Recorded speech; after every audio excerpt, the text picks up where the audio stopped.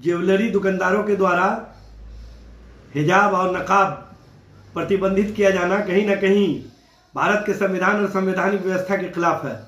भारत के संविधान में सभी धर्म के लोगों को धार्मिक आज़ादी मिली हुई है कि वो अपने धार्मिक परंपरा के अनुसार वेशभूषा और पोशाक धारण कर सकते हैं और उसी अंतर्गत मुस्लिम वर्ग की महिलाएं हिजाब और नकाब पहनती है।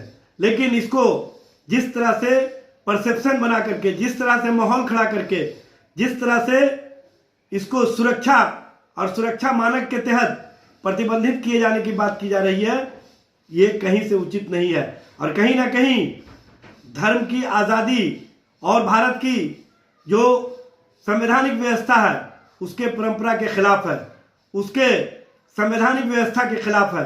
और इस तरह की बातें करके कहीं ना कहीं किसी धर्म की भावना को भी आहत किया जा रहा है। इस तरह की धार्मिक भावनाओं को आहत करने वाली कार्रवाई, इस तरह से धार्मिक क्रियाक्रम को रोकने वाली कार्रवाई कहीं से उचित नहीं है।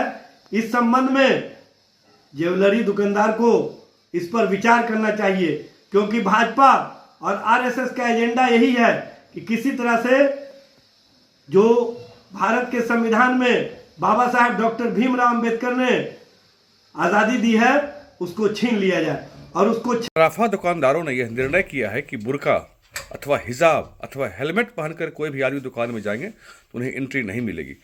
यह किसी धर्म विशेष के खिलाफ ये कोई अभियान नहीं है। दरअसल सोने चांदी की कीमतों में भारी उछाल आ रहा है और लगातार चोरी की घटनाएं भी इन दिनों बढ़ रही हैं। इसलिए किसी भी तरह से महिला हो अथवा पुरुष हो, चेहरा ढक करके कोई जाएंगे उनको वहाँ एंट्री नहीं मिलेगी।